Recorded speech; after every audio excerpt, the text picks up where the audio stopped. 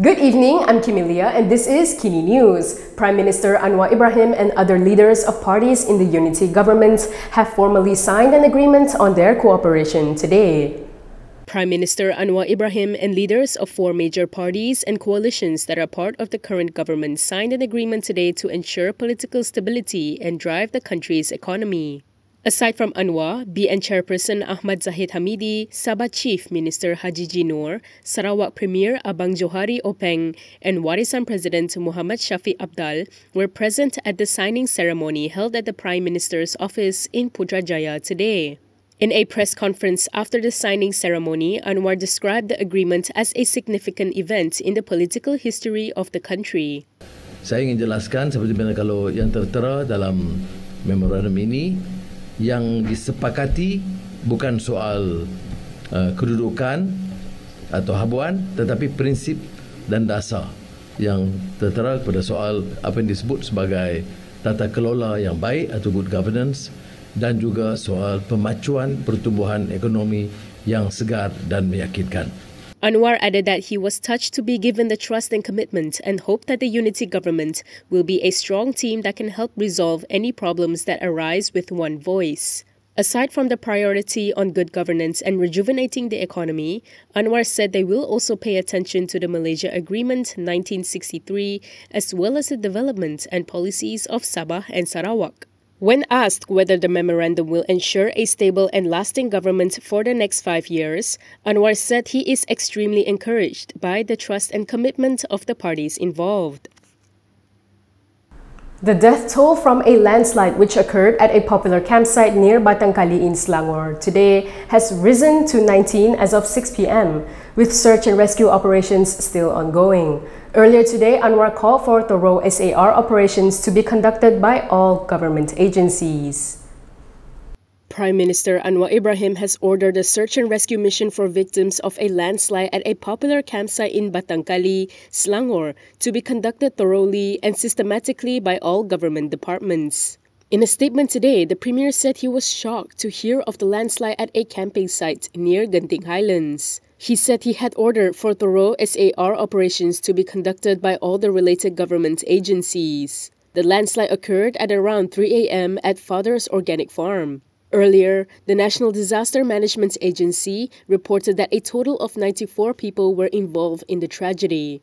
The National Disaster Management Agency said that as of 9:15 a.m., 8 deaths and 7 injuries have been reported. NADMA said another 53 people at the site were found to be safe. Search and rescue operations are still ongoing. In his statement, Anwar also confirmed several ministers from his administration would go to the location of the landslide today and advised them not to interfere with the search and rescue works. He added that he would be going to the site tonight. Meanwhile, local government development minister Nga Korming has revealed that 3 camping sites located in the tragedy area were operating without licenses. 3 camping sites located in the landslide area in Batangkali were operating without licenses. According to a report in the Oriental Daily, local government development minister Nga Korming said that the operators were only permitted to open organic farms. He claimed that they had not submitted an application to establish camping grounds. He added that the operator could face a maximum of 3 years imprisonment and be slapped with a 50,000 ringgit fine if convicted. He was reported as saying that 155 local authorities across Malaysia have been instructed to clear all campsites near rivers for 7 days with immediate effect. According to Nga, the government will work with the Malaysia Meteorological Department to review the risk faced by such campsites, advising operators to engage with the Mineral and Geoscience Department to assess their land structure. Meanwhile, Home Minister Saifuddin Nasution Ismail had also instructed the Hulu Selangor Police Chief to issue a safety order to temporarily close all campsites and water recreational areas in the district until further notice. The Batangkali road heading to Genting Highlands has also been closed to all traffic to facilitate the search and rescue operation. The Shah Alam High Court has ruled in favor of the family of Mongolian model Altantuya Sharibu, who was murdered in 2006. The government and 3 others have been ordered to pay 5 million ringgit to the family. The Shah Alam High Court has ordered the government and 3 others to pay 5 million ringgit to the family of Altantuya Sharibu, who was murdered in 2006. Civil Court Judge Wazir Alamaidin Mira made the verdict in favor of the family, saying they succeeded in proving their civil suit against the 4 defendants on a balance of probabilities. The decision comes 15 years after the civil action was filed in 2007. The plaintiffs, Altantuya's parents Sharibu Setev and Altan Sesek Sanja, and her son Mungun Shagai Bayar Jargal are suing for 100 million ringgit. The suit targeted 2 former members of the Special Actions Unit, Azila Hadri and Sirul Azhar Umar, as well as political analyst Abdul Razak Baginda and the Malaysian government. The judge said that the 2 former police officers were proven to have ruthlessly killed the deceased in an unlawful act of murder, based on the testimony of several witnesses for the family. Wazir also noted that Razak is also liable because he is the link to Azila and Sirul's involvement in the murder in late October 2006. The judge added that the government, who is the 4th defendant, is vicariously liable for the unlawful actions of Azila and Zirul, which used resources of the police force. 8 GLCs and 9 firms were raided by the MACC in their probe into the alleged misappropriation of 92.5 billion ringgit in government funds by the previous administration. The MACC raided 8 government-linked companies and 9 firms over the alleged misappropriation of 92.5 billion ringgit in government funds by the previous administration. Harian Metro quoted a source familiar with the investigations as saying that the 8 GLCs were said to have received the biggest allocations through the stimulus packages by the government in 2020 and 2021.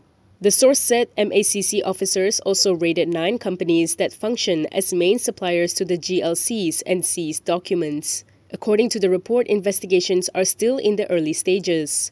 The source told Harian Metro that the MACC needs more time to thoroughly probe the case, and until then, not many details can be provided. It was earlier reported that MACC was probing the alleged misappropriation, which was part of the 530 billion ringgit amount spent as part of economic incentive packages in 2020 and 2021 in relation to the management of the COVID-19 pandemic.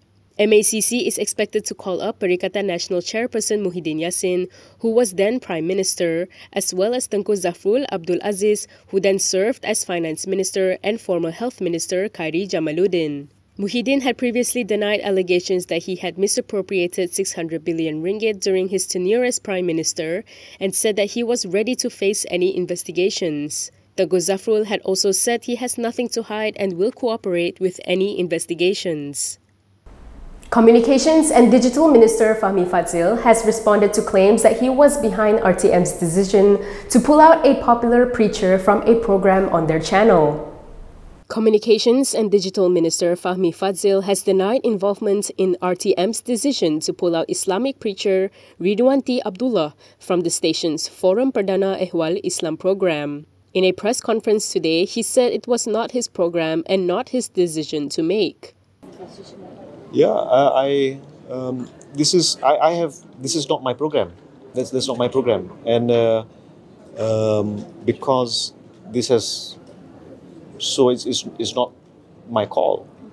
Yeah, so people can say and insinuate, but I have to look at my punca kuasa.